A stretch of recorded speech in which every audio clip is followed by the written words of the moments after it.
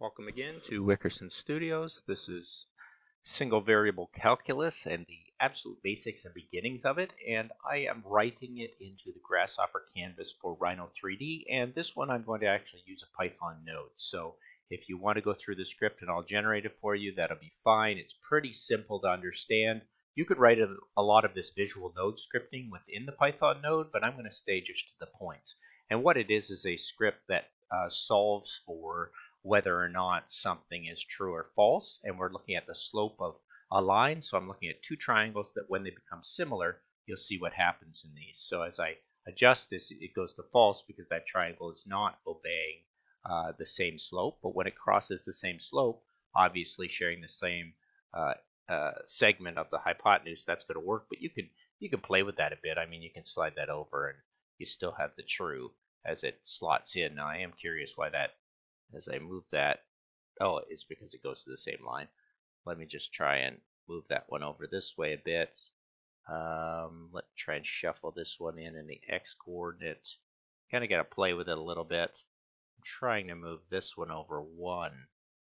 No, we're still a false because the slope is not the same.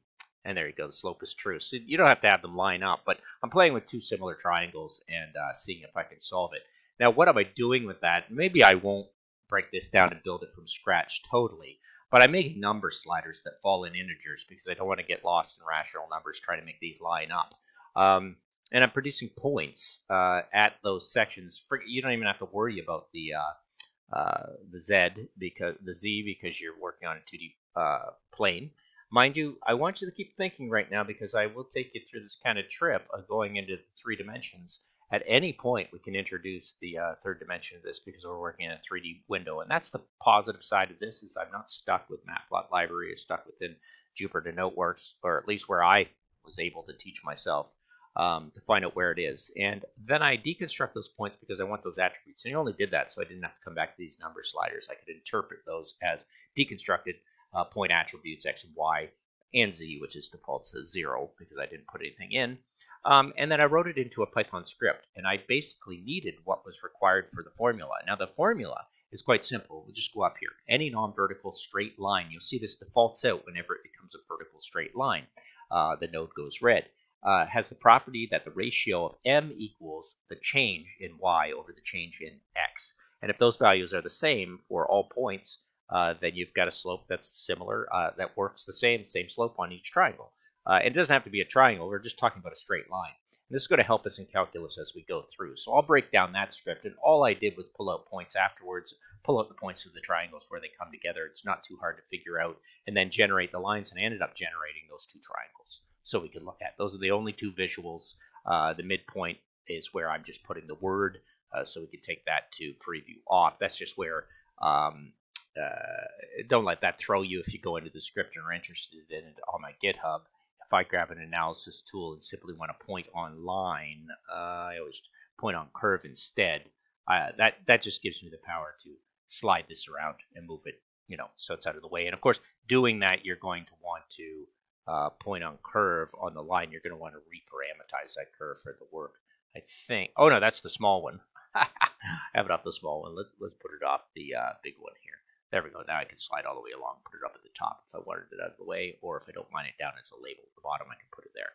I did like it in the middle, so sometimes I just use the midpoint. But it's nice to have it on a slider in case you are making this and wanting to grab some visuals. You can always get it out of the way.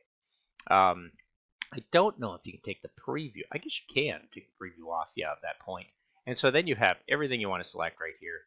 The two triangles. Maybe you just want to shift select one, keep the other one orange, and say, okay, there you go. I've got a nice little formula. So what did I write into the Python script? I think the rest of it is fairly simple and straightforward for Grasshopper to build things. But let's take a look at the Python script, and it's not too hard at all.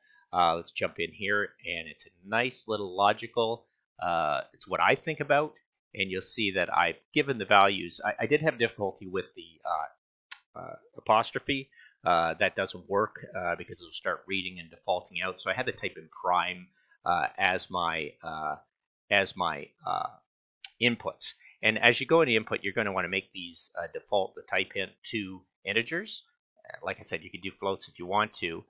name them, and then I just name the prime the integers, keeping them as single access. So that's not too hard, and then I just put my output as slope. So literally, I just wrote the formula. What's great is you can go to a calculus book or algebra book, you just write your codes into the Python window, you get these nice little one-liners, and it's an if, then the slope will be set to true, and else I could just say false, slopes equal to false. So that's it. Not too hard a script if you think about it. Now it looks a little bit stretched out here, and I had to do an assignment here. These two equal sign look a little different. Just kind of throwing me for a loop. But the script is running. I hit test. That's it. I've done a very basic Python script. I'm playing with the slope of a couple lines and finding it if they're true. And I wrote a little tiny script to do that. And of course, the other script that I have on here, don't let it throw you, is just the visuals of this. I have an axis that I keep here as well, just so I can see it, just to keep things to a certain size. And that plane is, of course, defaulted through the display. The preview plane size, which I've set to 2, it's a very small frame now. And that's just nice. You have a parametric model to learn and teach the slope of a curve. And I think this is the makings of like those that want to do parametric modeling, Grasshopper, or 3D modeling units. Start with the 2D, keep it simple. This will only become more complex. Your mind will wrap around it. You will understand points, lines, planes, vectors, and you will be able to do incredible things in programming and scripting. So thanks again for watching. Wickerson at Wickerson Studios. Michael Wickerson. Thanks.